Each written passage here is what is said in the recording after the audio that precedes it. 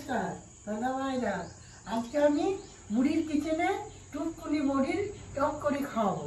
আসুন দেখে নিন আমরা কিভাবে টুকটুনি বলার টক বানাচ্ছি।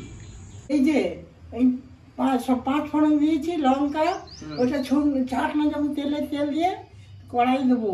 তারপর তেঁতুল জল ভিজিয়ে রেখেছি, ওইটার মধ্যে আমি ওই মশলা এই জিরে, সর্ষে, আদা, পেঁয়াজ, লঙ্কা বেটে ওইটার মধ্যে দেবো। তারপর আমি পেঁয়াজ কুচি, লঙ্কা কুচি দিয়ে তেলে দিয়ে ওইটা ছাড়বো। মা মুড়ির সঙ্গে সব চিংড়িটাই নেবে? হ্যাঁ, সবটাই নেবো। আচ্ছা,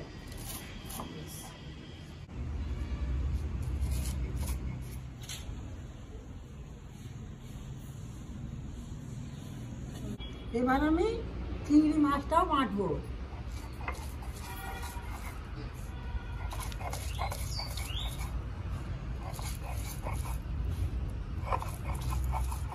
এই যে তেঁতুলটা ভিজিয়ে রেখেছিলাম, ওইটা তৈরি করছি। এই যে আমি এইবার টকের জন্য ছাঁকনা রেডি করছি।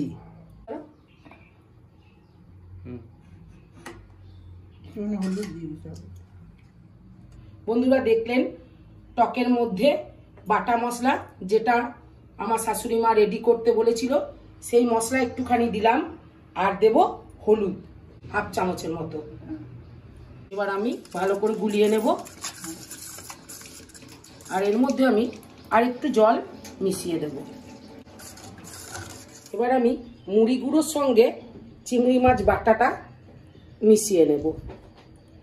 এর মধ্যে দেব হাফ চামচের মতো নুন, আর দেব এর মধ্যে বাটা মশলা, পেঁয়াজ, সর্ষে, জিরে, আদা, লঙ্কা।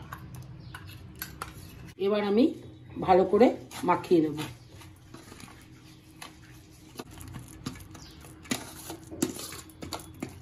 বন্ধুরা আমি প্রায় সমস্ত উপকরণ সাজিয়ে নিয়েছি। এবার আমি কড়াইয়ে তেল দিয়ে দেব। এবার আমি তেলের মধ্যে পাঁচ ফোড়নগুলো দিয়ে দিচ্ছি কাঁচা লঙ্কা, পেঁয়াজ কুচোগুলো ছাঁকনার মধ্যে।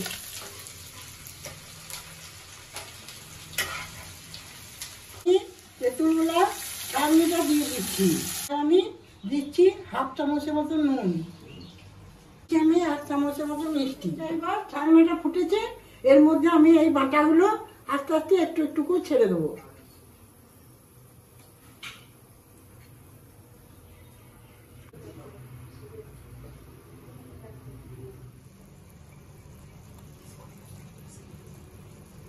তোমার মৌরি আর শুকনো লঙ্কা বাটা ভাজা গুঁড়ি দিয়ে দাও। আমি এই নামানোর সময় এই তেল একটুখানি দিয়ে দেবো টুকটুনিটার উপরে। বাস, এই যে দাদা দিদিরা দেখলেন তো আমি কেমন করে টুকটুনি বড়ি বানালাম। এবার আপনারা বাড়িতে বানাবেন, দেখবেন কত সুন্দর।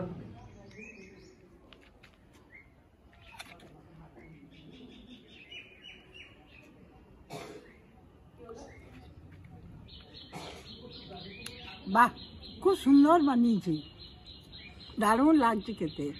দেখবে তো আমরা করলে আপনাদের এইরকমই লাগবে, খুব ভালো সুন্দর। আজকে মতো আমি আসি, আবার একদিন দেখা হবে নতুন ভিডিওতে।